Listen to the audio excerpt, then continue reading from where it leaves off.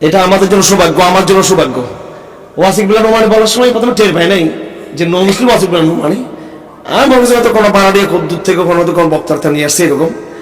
আলহামদুলিল্লাহ ওরা হচ্ছে 3টা পরিবারের সদস্য, 3 জন এখানে। আমি চলে যাবো, এরপর আপনারা ওনাদের কথা শুনবেন নাকি না শুনবেন না আপনারা? সাথে সাথে আমার ছোট ভাই ওয়াসিক বিল্লাহ নোমানিকে আল্লাহ তাআলা নেক হায়াত দান করুক। আপনারা দোয়া করবেন।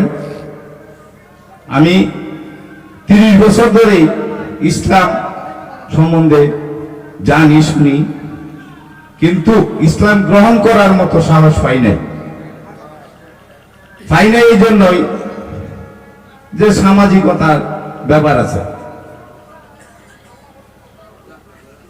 হয়তোবা আমি ওই সময় জন্মগ্রহণ করলে আমার মা বাবা হয়তো আমাকে গুলি করে মারত, পারি নাই। কিন্তু আমার ভাই হওয়ার পরে আমার সাহস হয়ে গেছে, এবং ইসলাম যে একমাত্র আল্লাহর মনোনীত ধর্ম এটাও আমি প্রমাণ পেয়েছি।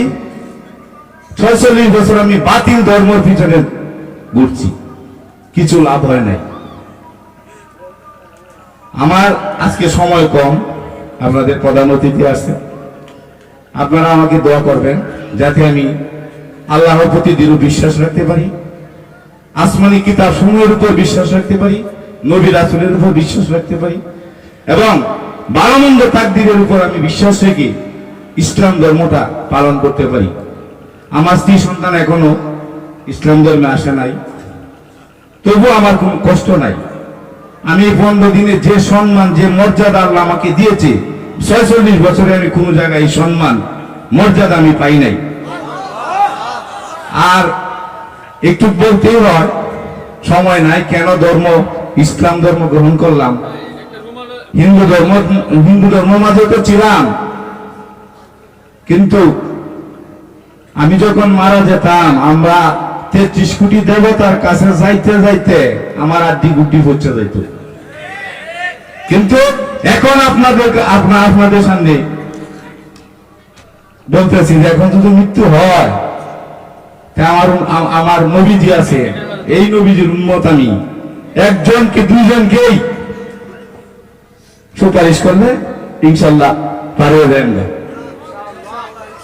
এবং আমাদের ভগবান হিন্দুদেরকে 46 বছরের অভ্যাস তো ধীরে ধীরে ছাড়তে হইব। মানে হিন্দুদের ভগবান আমার আল্লাহ জন্ম মৃত্যু আছে, আল্লাহ এক না, উনাদের ভগবানের আবার জন্ম আছে। জন্মাষ্টমী যারা ভাদ্র মাসে পূর্ণিমা, উনার জন্ম। আল্লাহর যদি জন্ম হয় ভগবানের, তাহলে ভগবানে আমার কি করবো বলছেন? আচ্ছা ভাই, দিন একদিন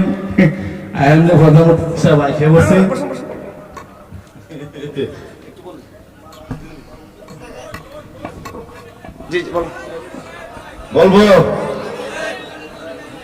না, আমি আবার ভয় পাই না, কারণ ইসলাম নিয়ে মরতে পারলে এর মতো শান্তি পৃথিবীতে নাই। আমি ধরুন এই হিন্দু অবস্থায় আপনাদের মাহফিলে এই পিছনে দাঁড়ায় দিছি, বসার সাহস পাই না। আপনারা আজকে আমাকে সম্মান দিয়েছেন, বসার সাহস না। যদি বসতাম তাহলে কালকে আমার এক সমাজ থেকে বাতিল করে দিল, যেটা মুসলমান হয়েছে। এই আত্মীয় স্বজন, আমার আত্মীয় স্বজন ঢাকা শাকারি বাজারে কট্টরপন্থী হিন্দু, এরা কোনো মানে টানে না। না মানলেও আমি বলছি, আল্লাহ যেহেতু আমাকে হেদায়েত করেছে, জাহান্নামের আগুন থেকে মুক্তি দিয়েছে, আমি আর পিছু টান হব। আপনাদের কাছে আমার আবদার, আপনারা দোয়া করবেন যাতে ইসলাম প্রচার করে জীবন দিতে পারি। আর ইসলাম এমনই এক ধর্ম, আর কোন ধর্ম পৃথিবীতে নাই, একমাত্র ইসলামই মানুষকে শান্তি দিতে পারে, সবকিছু করতে পারে। এবং ইসলামের রীতিনীতি এমন সুন্দর যে কথা বললেও সুন্নত ফরজ, কায়েদ দিলেও সুন্নত ফরজ। আর আমি যে জীবন 46 বছর চাইলাম, কাম কিছু হয়েছে না। কাম কিছু হয়েছে না। আমার মায়ের কথাই বলতে হয়, কিছুদিন আগে আমার ভাইয়ে তুলসী গাছ আছে না দেবতা আমরা, তুলসী গাছে কইতেছে এটা তো ওষুধি গাছ, মা এটা তুললে লাই, তুললে একটু কায়া লাই, আরে সর্বনাশ মরে যাবে টাইট জায়গা মরে যাবে, তুলসী গাছ চলে যদি কাজ ওরা। আমার ভাই কইতেছে আমার ভাই তো আবার জানে সবকিছু মা কিন্তু হয় না বলবো বুঝবে না। পরে আর ইনশাল্লাহ 2-3 বছর ধরে আর কিন্তু হইছে না। পরে আমরা যাইতেছি নেত্রকোনা 3 ভাই সবাই, আমার বোনে মোবাইল করছে তোরা যে যাইতেছ মা কালী ধরবো রাস্তা, আমরা বলছি যে মা কালী যে ধরবো বই, মা কালী যে বাসটা এত করতে পারে না, আমরা ধরবো কোন সময়? আগে তোমরা মা কালী বাসটা লোক ধরো, পরে আমরা রেখো। আর আমরা যে ধর্ম নিচ্ছি ইসলাম ধর্ম, শান্তির ধর্ম, এই ধর্মে বাস দেওয়া দেই নাই। এই ধর্মে খালি শান্তি, নামাজ পড়লেও শান্তি, রোজা রাখলেও শান্তি, ঘুমালেও শান্তি। আল্লাহ আমাদের এমত্র দান করেছেন। আর তুমি বই আগে বাসটা নামাও, বাসটা দিও না, পরে আমরা 3 বারে দাঁড়াই করে। আমরা কিন্তু আত্মীয় স্বজন আমরা ভয় দিয়ে আইতেছে, দুর্গা ধরে এলবো, রামে ধরে এলবো, কৃষ্ণ ধরে এলবো, ভয় দিয়ে আইতেছে। কিন্তু আমরা ভয় পাই না, আল্লাহর সাথে আছে। আমরা যে নবীর উম্মত, এই নবী থাকলে আর কিছু লাগতো না। আমরা আর তারার বাস তারা দিতে থাক, দিতে দিতে তারা একদিন আমরা ইসলাম গ্রহণ করব। ইসলাম এমনই জিনিস, ধর্ম আমরা যারা আছেন পুরান মানুষ, বাপ দাদার ধর্ম, কিন্তু বাপ দাদার ধর্ম থাকলেও ভাই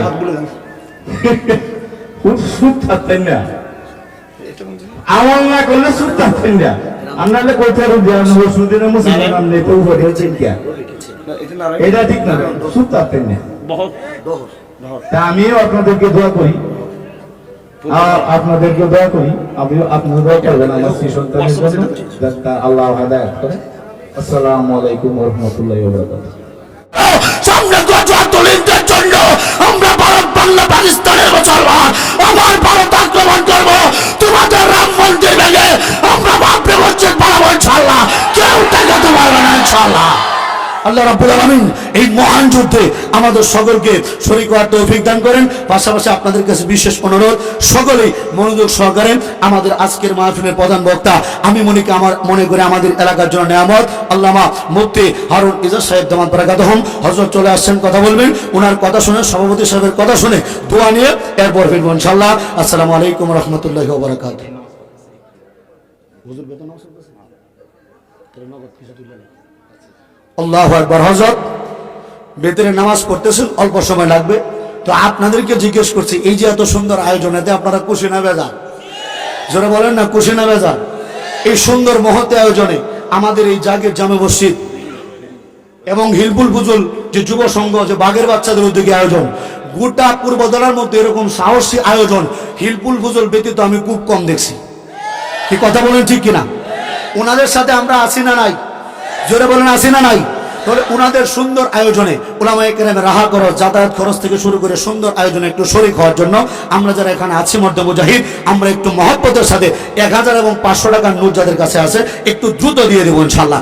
আল্লাহর মহব্বতে এই সুন্দর আয়োজনে সদকা জারিয়ার জন্য ইনশাআল্লাহ। বাজান 500 এবং 1000 টাকার নোট যাদের কাছে আছে একটু দ্রুত দিয়ে দেবো ইনশাআল্লাহ। আমাদের বাবাদের একটু বিজয় রাখতেছে, 500, 200, 100, 1000 সবচেয়ে বড় নোটটা দেবো ইনশাআল্লাহ। হ্যাঁ, একটু দ্রুত ইনশাআল্লাহ, দ্রুত 500 এবং 1000 হাতে আনবো ইনশাআল্লাহ। রুমাল না এই ভাই, রুমাল না, হাতে ঢুকেন, হাতে ঢুকবো ইনশাআল্লাহ। হাতে ঢুকেন, ভিতরে ঢুকেন, 4-5 জন ভিতরে ঢুকেন। 500, 1000,